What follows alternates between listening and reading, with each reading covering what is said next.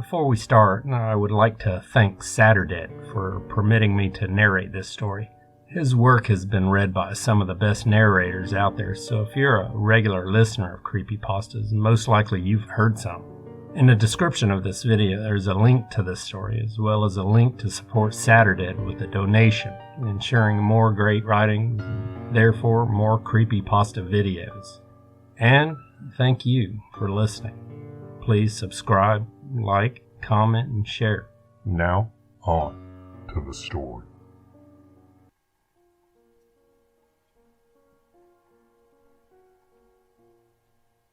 There's a story my mom used to tell me. When I was a kid, she held me up to a telescope to show me the stars. I'd been born under an open sky 2 years prior. It was only fair that space and I got better acquainted. She showed me constellations like Ursa Major, Auriga, and Orion, and the moon, of course. Finally, she set the telescope to one specific point, Jupiter. Then I started screaming. I went from warm and cuddly to a panicked, hell-screaming mini-beast at the drop of a hat. Mom never figured out why, and for many years neither did I. It's like he saw a boogeyman, she says whenever she tells this story. Or maybe he just didn't understand what he was looking at. All that mystery can be scary. My dad jokingly says that this telescope was a cause for my interest in geology. Better to look down than up, he figured. I never thought of it that way, but he had a point. Personally, I think I've always liked to understand the fundamental puzzle pieces that make this world live and breathe. That's what geology is to me, an understanding of our home, like knowing the foundations of your house. So yeah, I'm a geologist.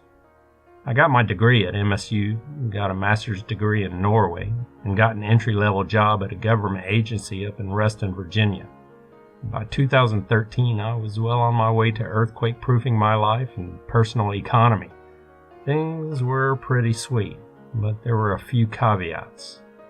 First, I was desperately lonely. And second, I hadn't used a telescope since that fateful day when I was 2 years old. But that changed in March 2013. I'd just turned 24. I'd kind of started dating this girl, Lynn. We'd only been out twice, but I had a good feeling about the third date. She was an intensely outdoorsy kind of person.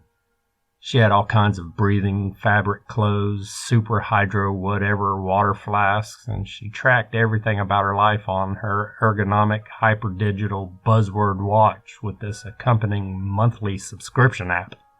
It was all a bit much, and I couldn't keep up with her in any sense of the word. But she somehow tolerated me. That was all that mattered. We'd been hiking all day. Lynn had been hinting at a surprise at the end of the road. It was already getting too dark to turn around, so I figured we might be sharing a tent. She hadn't told me to bring my own. As we got to the top of a hill, I'd realized I'd been an idiot. There was a camp of 6 other people, men and women, all variations of Lynn. Eager, sporty people with a violently upbeat vibe.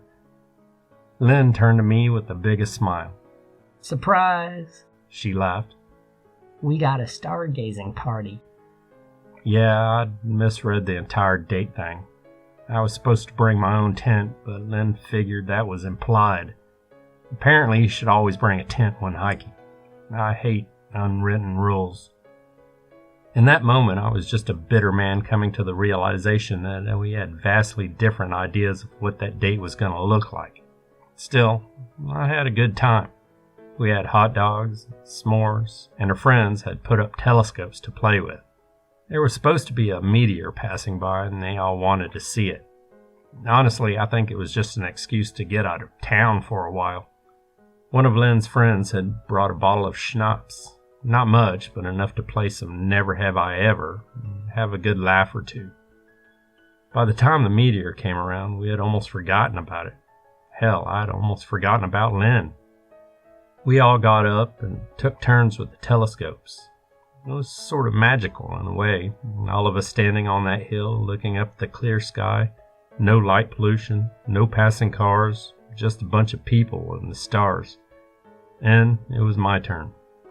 Looking at it through a telescope makes it seem more real in a way, and you can see details that you otherwise can't. It reminds you that the stars aren't just a pretty picture, they're real things in a very real space. I followed the meteor for a few seconds, oohing and awing with the rest of them, and then it passed in front of Jupiter. Something in me stopped. I felt like my soul dropped an anchor, locking my neck in place. Ever since that day when I was a kid, I hadn't seen the planet up close. Not like that. Not since. There was a rumble. At first, I thought it was some kind of motor error in the telescope tripod, and then it happened again. I took my hands off the telescope, but quickly realized I couldn't look away. My neck was cramping, my throat closing. I couldn't blink. I couldn't scream. And the rumble grew stronger. It got faster, turning into a vibration or a note. There's a middle note, a high note, finally a low note. 3 repeating sounds bouncing against the inside of my cranium like an expanding echo. My eyes, searching desperately for a way to blink, finally locked onto something. There, among the swirling storms of Jupiter's surface, I could see spots of red, some large, some small, and one so large it was impossible to miss. Now I know what it is in theory. I've heard about the storms of Jupiter. It's a gas giant, but what I looked at then and there were no storms. They were eyes. Every storm, every spot, red eyes. I finally understood the rumbling, that feeling that bore through me, middle, high, low. It wasn't just spasms, they were syllables. The more I listened, the clearer they got, like fine-tuning a radio. And in that one perfect moment, as everything aligned, I heard it. I heard Jupiter, and I felt it, not as a voice, but a movement, a trembling bass, like standing next to a silent but deafening song. And it said, "I see you." For the other stargazers, it looked like I had a seizure. Lynn later described how I took one look through the telescope and immediately started shaking. She offered to get my coat, which I'd left by the campfire. When I finally pried myself loose from the telescope, all I could do was froth at the mouth and screech the same 3 tones over and over, but they didn't understand. And how could they? Middle, high, low. I see you. I see you. I was only out for a couple of minutes. The circle of friends looked down at me, trying to figure out how bad the damages were. They fetched their first aid kits and Lynn's satellite phone. Prior to me waking up, they had been arguing whether to call someone, and they could also follow the blue tape on the trees, which would lead to a ranger station. Luckily, I woke up just in time to stop them. "I'm fine," I gasped. "Really, I don't know what the hell that was." "That's epilepsy," one of them said. "My cousin has it." "No, that's blood sugar," said another. "Guaranteed." Someone said something about chakras, another started talking about the liver and pushing me to eat their special Minnesota sunflower seeds. What a wild night. The next day, I headed straight home. I said goodbye to Lynn, who insisted that I kept her updated. I crashed in my bed head first, leaving my hiking gear strewn across a hallway. Even though I'd gotten a good night's sleep, my mind needed to recover. My hands wouldn't stop shaking. My eyes felt warm. I would also get bouts of strained jaw muscles, sending these fiery signals up my spine to poke me like an infected wound. I slept for 14 hours straight, this long, dreamless sleep, like turning off a light and waking up with no idea what planet you're on. Waking up felt like starting a machine. Something in me moved. I looked straight up into the ceiling. Without thinking, I said it out loud. "I see you." I tried to chalk it all up to stress and fatigue. I'd been hiking all day and topped it off with booze. Not a great combination. I spent a few hours just looking up stuff about Jupiter to try and explain what I'd seen. I read about the storms, the composition of dust and gas, the invisible rings, the moons. It was all there. Jupiter is no mystery to us. But what I'd seen were no storms. It felt like I'd seen through them, spotting something beneath, something deep and profound, like breaking through the ice of a dark lake, only to see something shimmering at the bottom. I was at a crossroads. Try and ignore it or confront it. What else could I do? I decided to ignore it. For a few days it worked. There was an occasional shiver when I heard an uncomfortable tune or the frequency of a machine or motor. There was this one noise that I kept hearing from my fridge that gave me pause.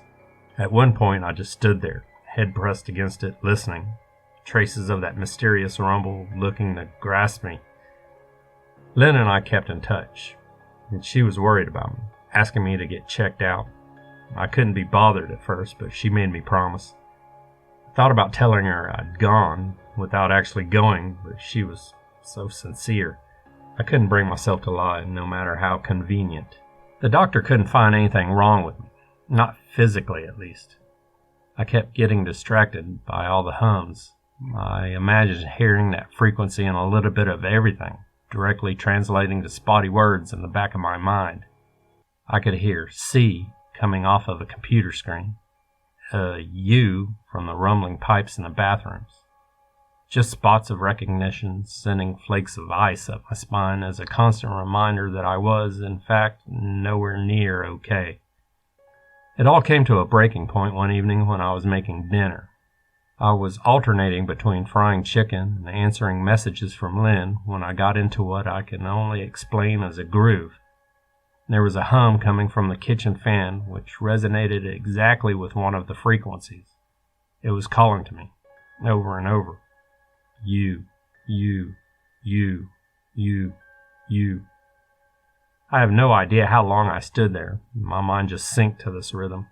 At some point I realized I was coughing, nodding my head to the alarm from the smoke detector going off. My chicken was burned. I ended up pouring myself a bowl of powdered tomato soup. Even then, as I stirred it with my spoon, I imagined the storms on Jupiter, the red swirls hiding in unfathomable chaos. I watched it spin round and round and round again, and the longer I looked, I could feel the eye coming closer. My hands cramped, locking the plate in my hands. I could feel a rumble boiling in my stomach, like a volcano about to erupt. 3 familiar notes translating into an immediate, marrow-curdling screech. I see you. I threw the plate across the room. It shattered. Red droplets spread across my egg-white walls. Swirling dots danced like distant Jupiter storms. The hum in me faded into a steady stream of whispers. Whispers that eagerly reminded me that I was unquestionably seen. For the next few nights, it got worse. I prayed for a dreamless sleep, but it wouldn't come. Instead, I kept finding myself carried off into the void, coming face to face with an eye the size of continents. Chemical storms that could strip the skin from my bones, leaving only thoughts and screams behind. Knife-edged ruby mountain ranges circling an endless black iris. No matter how much I kicked, twisted, or turned, it sucked me in, pulling me into an eternal stomach-churning freefall. I would wake up drenched in sweat, completely off balance. I'd fall out of bed and flop around on the floor as gravity still eluded me. It'd take me a few seconds to realize nothing had happened, and maybe if I was lucky, I'd gotten half an hour of sleep. I gave up. I told Lynn all about it, begging for help. She came over within the hour, drove me to the hospital, all that. Hell, I don't remember filling out a single form. She made sure they called my emergency contact and updated the doctor on what had been going on. She was unstoppable. I tried not to look and listen too much. My mind was reeling from a lack of sleep. I have vague recollections of hallways and blurred faces. By then I could feel the rumbling everywhere, every electrical outlet and every fluorescent light.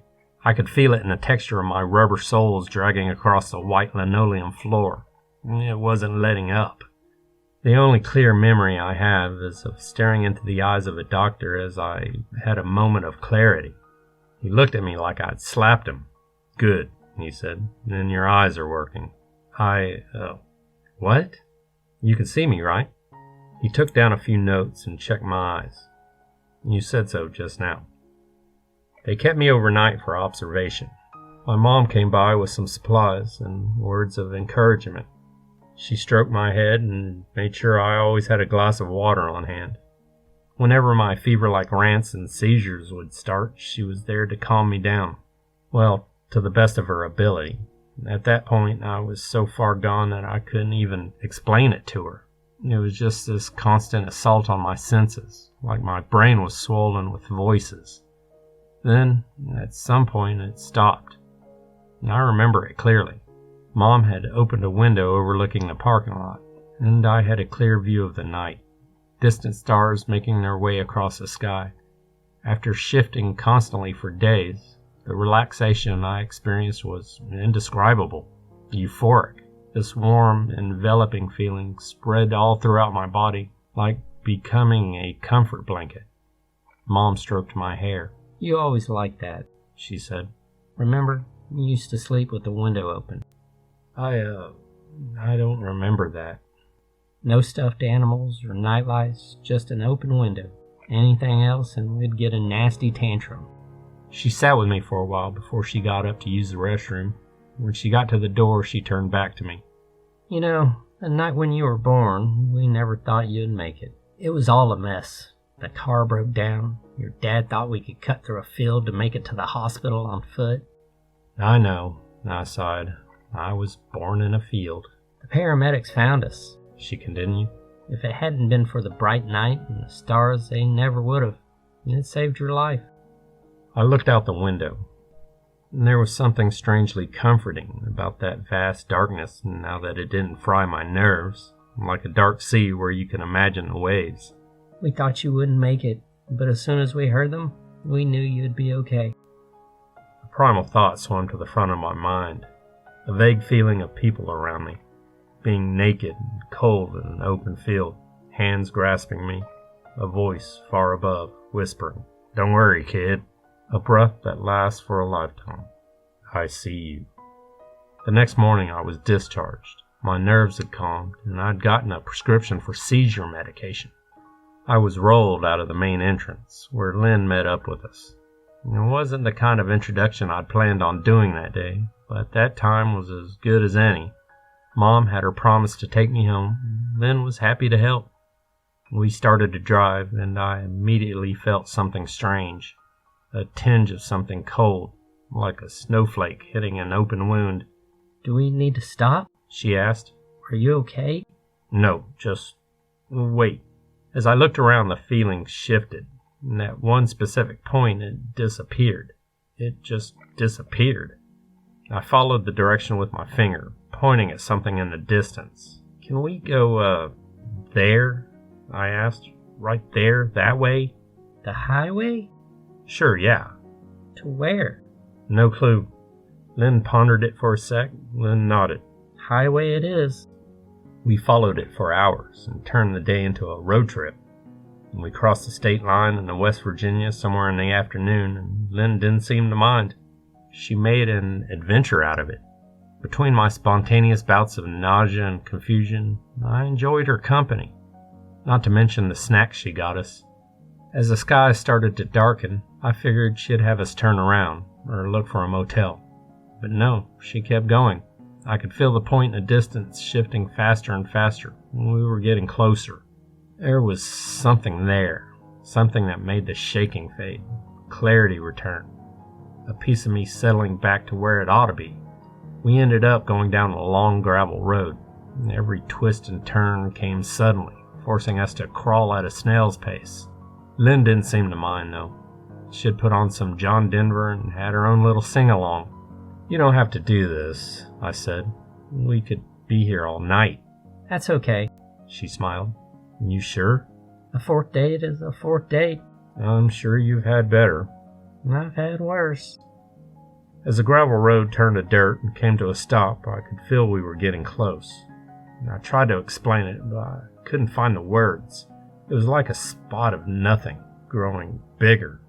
If I could just get there, I had this aching feeling that everything would, in one way or another, turn out okay. Lynn stopped to get her hiking pack, and that was that. Off we went. We wandered through the wild forest. There were no trails, no leads. It was just us and a vague sense of direction. Lynn didn't seem to mind. She had both a compass, satellite phone, and all kinds of tools. 2 hours of dark nothing, and suddenly light. It was almost midnight by then. The starlit sky opened as we stepped onto the top of a short ridge overlooking a lake. I could see almost all the way around it from there. In the distance, I spotted a few boats, fishermen. It was all quiet. No matter what direction I looked, it was all just quiet. I looked at Lynn and laughed. I was so relieved I couldn't express it. Like a muscle knot untying itself, or a massive headache just melting away, like putting a soothing balm on my soul. I gave her a big hug. She returned it in kind. I don't know why, but this is it, I smiled. This is it, the spot. I think we're in Greenbrier County. That's someplace special to you? Never been here before. Well then. I sat down and took in the scene. No humming, no whispers, no cold creeping along my spine. Just a silent night and the distant lights from stars and fishermen. You want some soup? Lynn asked. I got a thermos. When did you? Got it in my pack. She smiled. Want some? Yeah, I nodded. That'd be great.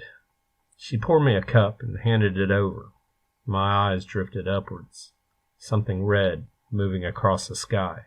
I shook my head and turned away. My pulse started beating, and I dropped my cup of soup. I tapped the side of my head as if trying to realign an antenna. Lynn put a hand on my shoulder. You okay? The red in the sky, the red eye, I could feel it. I scrunched my face as hard as I could, telling myself it was all going to pass, telling myself it was over, I'd won, and this was just an aftershock. Then Lynn spoke up. Is that a plane? She saw it too.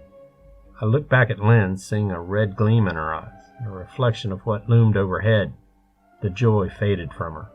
She could feel it too. Something was wrong. A reflex in me made me look up. A stupid, inane little reflex. A red swirl in the distant sky. A sailing star, long out of reach.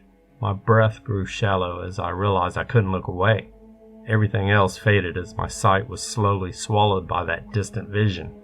Lynn? Lynn! I called out, waving my hands behind me. Don't let it take! I felt her fingers brush against mine as the rumbling began. By this time it was different. It was a pulse so powerful that my left eardrum immediately burst, leaving me screaming like a child on the ground. It burned me to the core, wrapping itself around my spine and squeezing, forcing these guttural sounds up through my esophagus. Somewhere far away I could feel Lynn shaking me, but all I could focus on was that red dot in the sky. It resonated with me. With every pulse it pulsed back. Our duet, our signal. I choked on my lungs, spitting up single syllables like a hiccup. I see you. It grew faster and faster, turning from 3 syllables to 2, and gradually just a sound. I see you. I see you. You. Until finally all that remained was a single word. The name, the signal, the thing. EU.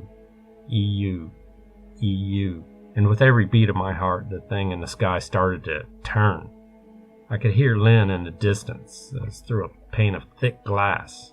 I heard her worry, screaming, fumbling to connect her satellite phone, only to be met with a pulsing static. She tried dragging me away, but was shocked with a burst of static electricity. Every hair on my body stood at attention, reaching for the stars, letting every little breeze cut right through me. The red thing grew bigger. That something, a dust particle of the infinite, heading our way. It was a matter of minutes. Using a rope from her pack, Lynn managed to get a lasso hold on my legs. She dragged me away, but it was too late. It was like my nightmares. Something distant and red growing bigger, swallowing everything. EU. EU, EU. In the moment of impact, something burst inside me. I coughed up something black and viscous. Perhaps it was the connection that tied me to this thing to begin with. Maybe it marked me at birth to demand a favor somewhere down the line. Maybe this was all something cashing in on my life. The sky burned my retinas, but only for a heartbeat. In nothing but a moment, the sky went from burning red to nothing. The ground shook. There was steam. So much cold air was pushed out that Lynn was knocked off of her feet. The red thing that was shaped like a wedge came down at an angle, roughly the size of a school bus. It tore into the lake, cutting up a wound in the earth itself, effectively cracking a hole in the ground, revealing some sort of cave system underneath. In a matter of minutes, the entire lake was laid bare, and all water drained into the caves beneath. What little remained of the red thing turned to ash. Red, swirling ash. Lynn propped me against a tree. My head was ringing like a bell. My vision slowly returned as the pulse subsided. The black viscous blob I coughed up quickly dried up into a powder, turning into flakes of metal. I tried to talk, but couldn't form the words. I couldn't hear myself. I was so disoriented that my body couldn't understand whether I was breathing or not, making me lightheaded. Leaning against a tree, I forced myself up. I had to see the aftermath. An entire lake, drained in seconds. I could only see little parts of the fishermen's boats, some of which had been blown into the surrounding trees. There was no way they would have survived, much like the remaining fish flopping about in the mud. I turned to Lynn, trying my best to speak. My body recognized all the physical sensations of speech, but couldn't form the words. Using my fingers, I gave her numbers. I pointed to her satellite phone. You had to call goddamn everyone. The Army Corps, NOAA, the EPA, the Division of Natural Resources. Hell, I had to call my boss at the USGS. Everyone. We needed everyone. So we called them, one by one. And that was that. For me, at least, things were finally at peace. I couldn't feel it anymore. Maybe I'd served my purpose and paid my debt in a way. Over time, my eardrums would heal. Turns out I also had a fractured rib and 2 throat ulcers. Still, I could overcome it. The whole situation was just absurd. There were reports of a small geological event, without anyone mentioning the damn meteor that changed course to hit us. Coincidentally, there were also reports of escaped convicts. Residents were asked to stay inside. Despite having called literally everyone I could think of, I wasn't allowed anywhere near the site. I got no updates, no debriefing, nothing. The only thing I got was one of the corporate landowners telling me I'd been trouble enough. That line alone tells me they know something I don't, and it bothers me still. But there are only so many brick walls you can beat your head against. At some point you get too numb to care, and that's where I'm at now. The past few years I've been able to look into the sky without a twitch of a care. I've looked at Jupiter countless times. I can't even imagine what I used to see anymore. I know there's something there, but it's like a filter. Something in my mind just can't look past it anymore. And Lynn? Well, it was her idea to write this down. She thinks there are people out there who might have seen something about this, other perspectives. We know for a fact that there was a cover-up at the local news station, and someone must have been down at the lake. For me, the only thing that still remains in me is that word, and that strange sound meaning nothing and everything, like something out of a dead language begging to return. I could say it 100 times, but there's no point anymore. It feels like it is burned out of me. There's nothing left to make it sound true. EU. Just a noise. I hope someone out there can make use of the truth. Get some kind of closure. As Lynn and I are expecting our second daughter any day now, I feel like this chapter needs to be closed once and for all. And no, she won't be born under the stars.